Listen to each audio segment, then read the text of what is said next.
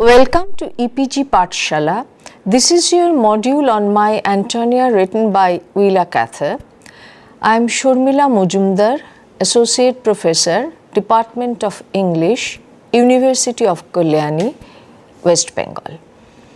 Now, before I go into the module itself, I would just like to recollect a little bit a sweeping history of the United States of America, because so far as the settlers are concerned, the English reached the east coast and started moving towards west. And so in the 19th century, whatever you have read from the 19th century, for example, Emerson, Whitman, Dickinson, Hawthorne, Melville, all of them came from the eastern coast of the United States of America, and throughout the 19th century they started moving towards the western coast, and the people who undertook this endeavor, they were called the pioneers.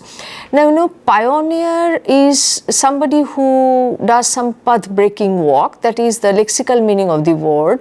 But in the American context, the pioneers are the people who started from the east, moved towards the western coast of the United States of India, and thereby clearing grounds for primarily English settlers to expand their hold on the land of United States of America. And you will have to remember that in 1890, the frontier, as they were moving towards the western coast, they were clearing frontiers, and so in 1890 the frontier was officially declared closed. Now, you see, this is a novel written by somebody who does not come from the eastern coast of the United States of America. She was born and brought up in Virginia and Nebraska, which used to be described as the Wild West. I don't know how many of you are actually familiar with a subgenre of cinema which is called the Western. These films were shot during 1950s and 60s, and that kind of recreates the Wild West that it was in the 19th century. At least that is how it was perceived. So when you come to a novel written by somebody who came from the West, you naturally expect something very different from the cultured, sophisticated discourse of the Eastern people living in the eastern coast. And Willa Cather was particularly influenced by the vast expanse of the prairie in which she grew up and the kind of life that people led there. These people, they didn't go to the university, they were not part of sophisticated circle, they didn't talk literature. So completely a different set of people that she deals with in this particular novel. Cather achieved recognition for her novels of frontier life on the Great Plains of Nebraska and Black Hawk. She won the Pulitzer Prize for One of Hours, a novel set in the First World War. Cather grew up in Virginia and Nebraska. She was intensely moved by the dramatic environment and weather, the vastness of the Nebraska prairie, and the various cultures of the European American immigrant and native families in the wilderness of the prairies. Though the narrative of My Antonia is fictional, there are many similarities between Cather's life and that of the novel's protagonist. Cather creates a pre-industrial life far from the noise and speed of the city and its increasing fragmentation and alienation that resulted from ongoing processes of mechanization and industrialization. So you see, I come back to what I was talking about, that the West was different, very different from the East. East was industrialized, East was sophisticated, East had all the Ivy League universities, but in the West it was different. There was the wilderness of the prairies, there were native families as well as some European migrants, and they lived what can be described best as a pre-industrialized life. So their life was a community life, more integrated. There was no fragmentation, so to say, not much alienation that was there in the East, and mostly agrarian people they were. And Willa Cather grew up in such circumstances, and she depicts the same in this novel, My Antonia. My Antonia is a story which is set in the early 1920s about the immigration of Bohemian people to America. Jim Borden is the protagonist who comes to Nebraska from Virginia as an orphan. He is raised by his grandparents. Antonia, a Bohemian immigrant, comes to Nebraska with her family. She doesn't know English, but eventually Jim teaches her. Hardships of living in the prairies, especially in the cold of the winter, and the conflicting situations lead to Mr. Shimerda's premature and sudden suicide. This gentleman, he happens to be Antonia's father. The burden shifts to the city, and so does Antonia, searching for work in order to feed her family. Now, after her father's suicide, it fell on Antonia to provide for the family. So, the family of Jim, his grandparents and himself, they moved to the city. So does Antonia, because she went out in search of jobs so that she can support her family. Antonia undergoes a lot of hardship, but eventually emerges as a free spirit who has maintained her cheerfulness and optimism throughout life. Jim Borden graduates to be a very successful and prosperous lawyer, but the sense of loss of the past always haunts him, the past which is an integral and spiritual link with Antonia. My Antonia is a memory novel, because in the novel what happens, the Jim after a long gap goes back to the Nebraska prairies where she grew up with Antonia. He establishes contact with Antonia. They have their families, they have their children, they are grown-up people, and they are meeting after a long time. But the tenor of the novel is about their memories, the memories that they cherished, the memories that they wanted to share, and it seems they have been living in the past almost as much as they are living in the present. And in a way, past is privileged over the present, because past supports them emotionally, provides them sustenance, and thereby their memory plays a pivotal role in the narrative of the novel. Now, let me tell you something, that My Antonia is the third novel in a trilogy, the first of which was called O Pioneers. So I have already talked about who were the pioneers in America, and the first novel talks about these people who are moving from east towards west, clearing ground for British settlers to move towards the western coast, and the kind of life they lived on wild prairies, their hardships, their sufferings, their endurance, their fortitude. So the first of the trilogy is called O Pioneers. The second is The Song of the Lark, and My Antonia is the third, where two people actually play out their memory in the background of the Wild West, the Nebraska where they grew up. Jim Borden, a successful New York City lawyer, grows up in Nebraska with Antonia Shimerda, a Bohemian immigrant. They become friends for life, and the memories of Antonia and her wild, happy personality embedded themselves in Jim's mind everlastingly. Antonia Shimeda has an inner resilient strength that drives her to succeed and helps her survive adversity. Like the plough, she symbolized the invincible pioneer spirit, besides having the qualities of warmth, generosity, and earthiness. Lena Lingard symbolizes the modern emancipated woman who exists in her own right.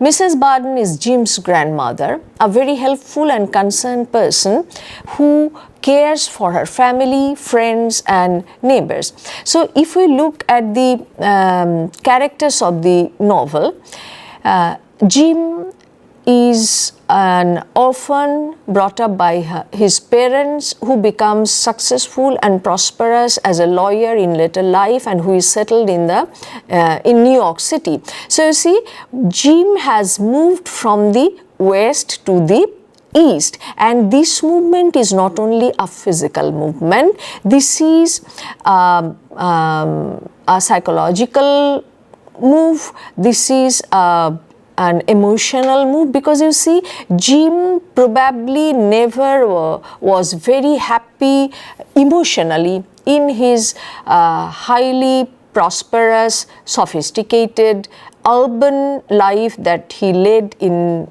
New York City, and Nebraska played an important role in his emotional life. So what happens, the divide between the East and the West becomes even more clear when, after so many years, Jim comes back to Nebraska to re-establish his ties with Antonia and pledges to keep in touch with her till the end of his life, thereby making it very clear that East is very important for his emotional well-being, that East is an important pivot in his psychological upbringing, and thereby he is clearly marking out the difference between the East and the West.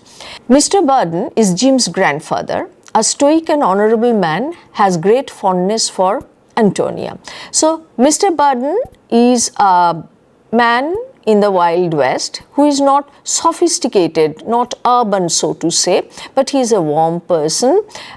He is dependable. He is an honorable man who cares for his family, who cares for, like his wife, cares for his neighbors, and because he is committed to the value of community life, he represents the West and clearly marks out the difference between people who belong to the American West and the people who belong to the American East. Because you know, if you remember, novels which were written about 50 years before My Antonia, written by people living on the East Coast and writing in the realistic tradition of American novel, you will find there are so many novels centered in the urban cities of America, and they are all regretting the loss of values because of industrialization, because of mechanization. So in the East, it was a phenomenon to reckon with even in the 1860s and 1870s, the fallout of industrialization. But even in the 1920s, just after the novel was published, it was still not such a big issue because people were still agrarian, living in a community, believing in an old world value system.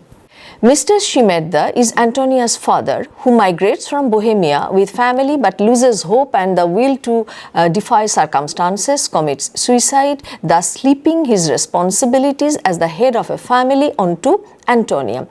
Now, you see, they are Bohemian, non-English speaking German people who migrated to the United States of America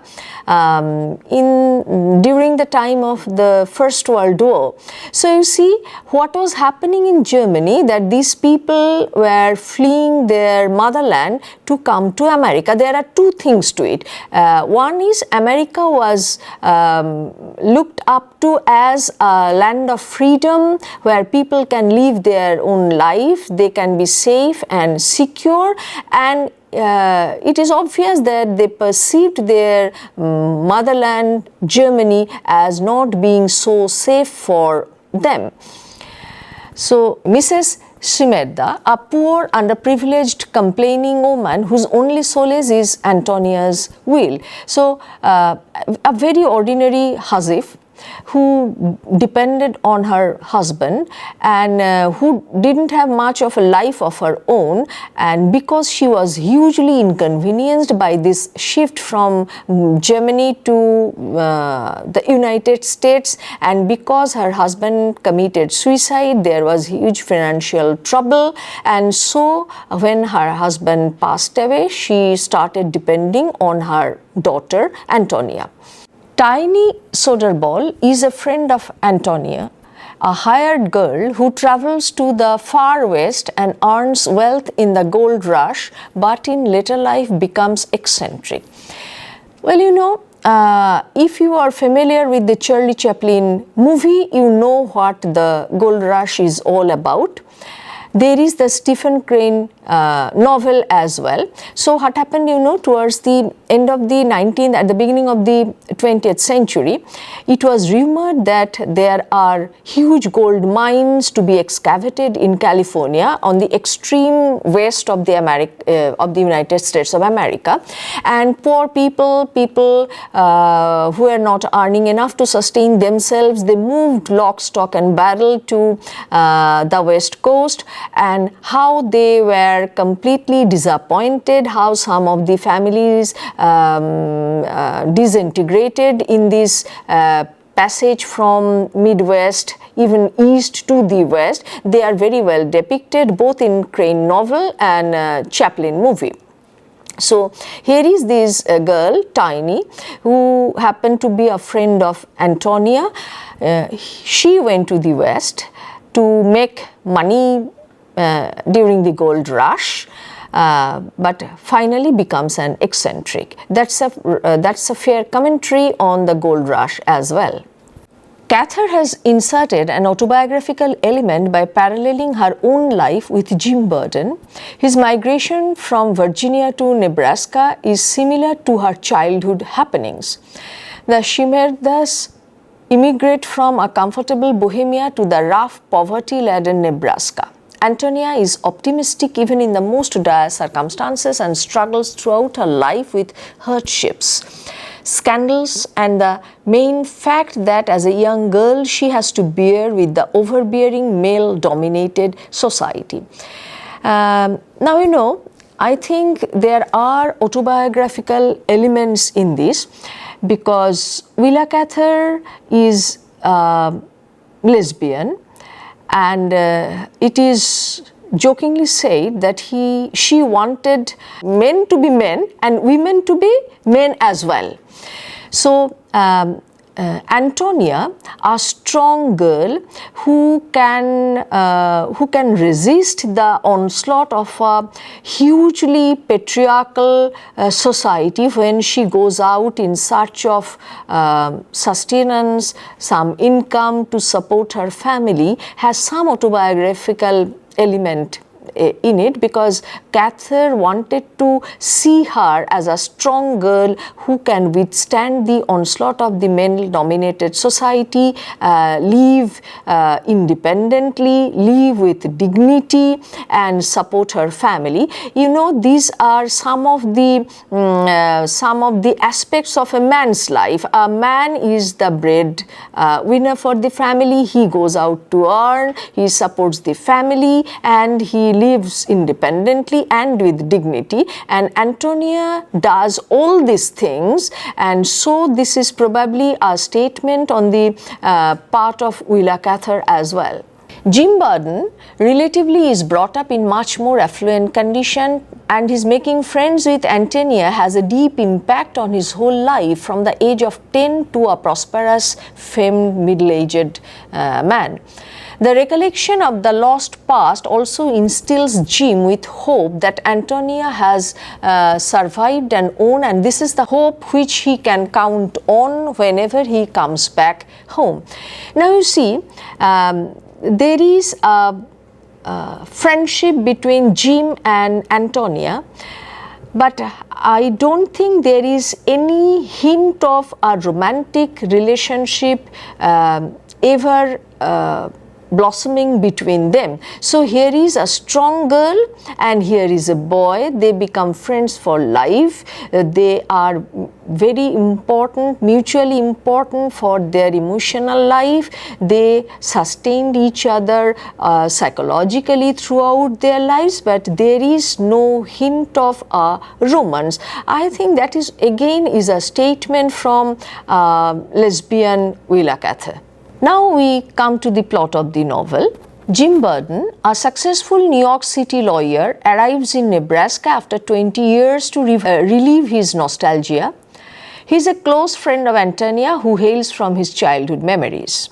Jim Burden recollects the wonderful times spent in the wild prairies of Nebraska as a child and as a young man, and his intrinsic and inseparable relation with Antonia, which is not based on physical love but on a spiritual level of consciousness.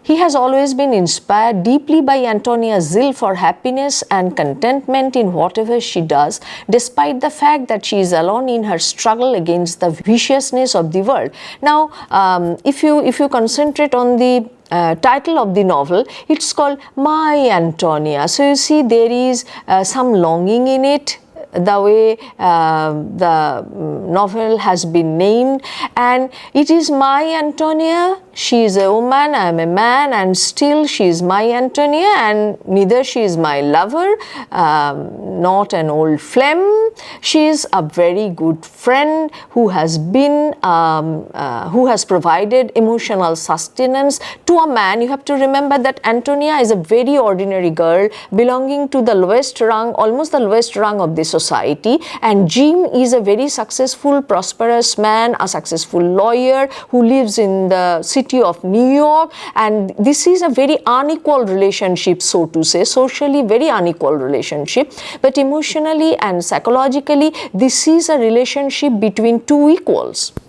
Jim Burden develops eventually into a successful New York City lawyer, but his happiness and contentment are left behind in the ageless wild prairies of Nebraska.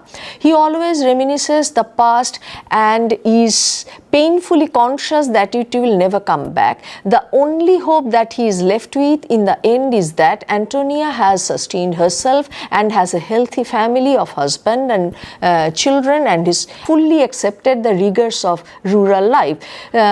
So you see, this is a novel of memory, as I have argued earlier. When Jim Burden comes back to Nebraska after 20 years, he had the only hope that Antonia is well, there to receive him warmly. Antonia, what he has lived all these 20 years in the New York City with is his memory of the prairies of Nebraska, his memories of his friendship with Antonia, and now towards the end of the novel he goes back to Nebraska. So it is a travel from the west to the east and from the east to the west, from memory to the present, from the present to the memory, from past to future and back to past, and past becomes as good as present and future in this novel. As the narrative begins, Jim is 10 years old, recently orphaned and on his way to his grandparent in Nebraska. Along with him is a farmhand, Jake Marple, and an immigrant Bohemian family, the Shimeddas. Upon reaching his grandparents, Jim settles down and accompanies his grandfather to greet their new Bohemian neighbors and finds out about their dire and frugal circumstances. Antonia Shimedda is a cheerful, warm, friendly girl who instantly likes Jim. Mr. Shimedda is overwhelmed with disappointment and grief to see that what they had hoped for is actually bad and beneath their standing. He eventually commits suicide. 3 years pass and the Burdens decide to move into town, Jim begins attending school. Soon Antonia also comes to the city in search of a job. She works at the hurdlings with her new warm personality. She promptly settles down. Lena Lenegard comes to visit her, but Antonia is cautious about befriending her since she has a dubious reputation.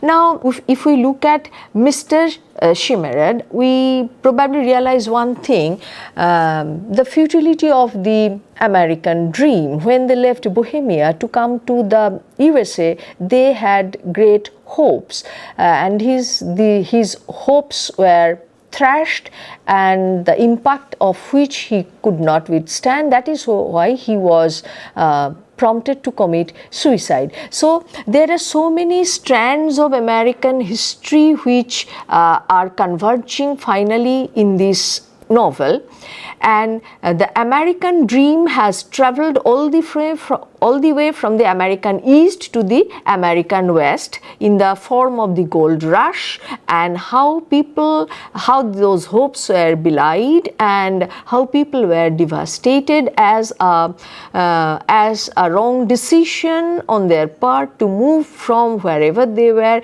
to the Californian gold rush in search of great wealth, which were completely denied to them.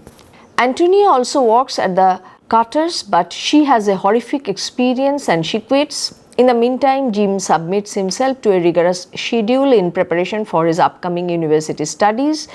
The dancing pavilion brings out the sheltered American daughters as different from the immigrant working girls. The presence of the dance hall upsets the established social order. The same girls who initially held back by barriers of language and wealth applied their strength of character acquired through hardships in order to improve their social status.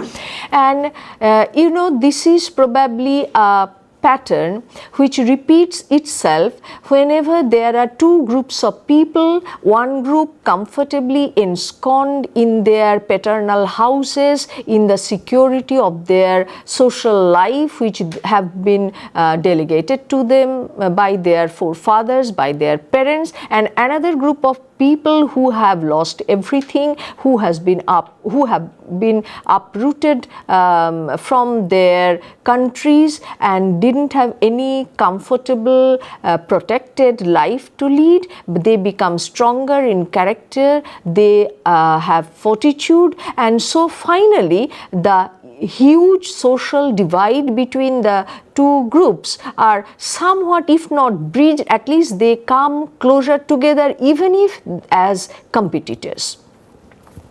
One of the main themes of My Antonia focuses on the transition from carefree childhood to responsible adulthood, which is enhanced by Jim Burden and Antonia being transplanted to a new landscape and culture.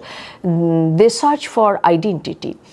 Freedom and independence and connections that will help them to discover themselves and their capabilities, while usually young adults lose themselves to isolation, confusion and rebellion. This story of My Antonia emphasizes psychological growth and maturity.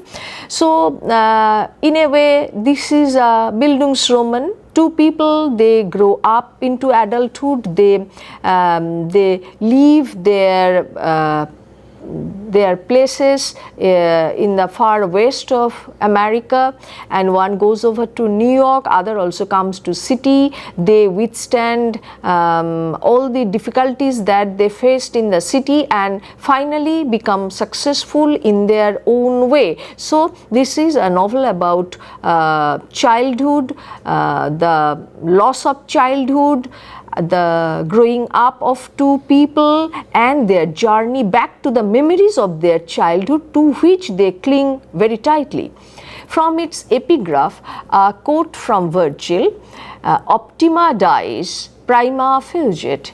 The best days are the first to flee. And that is probably how most people feel nostalgic about their childhood, and I'm not very sure whether there is a romantic tinge to it where childhood is always glorified as being closest to the Creator and to heaven, and growing up means growing further and further away from the pristine purity of human existence, because the city is supposed to corrupt, the city is supposed to change people beyond recognition. But in this novel, what happens? They change, but they are not corrupted. They adapt, but they also come back to their childhood roots. So you have read a novel which is different from the novels you have so far read in your 19th century module, novels written by the Easterners, and here is a novel written by a Westerner, and a very different kind of novel which negotiates several issues like childhood memories, the adaptation of these people to the city life, their growing up, the divide between the East and the West, and you know, the East represents certain characteristics and like sophistication, you know, they are educated people, they have an urban lifestyle, and the West represents just the opposite. And how do the people who move from the West to the East negotiate with this huge gap between their experience in the West and what they adapt to in the East? Thank you.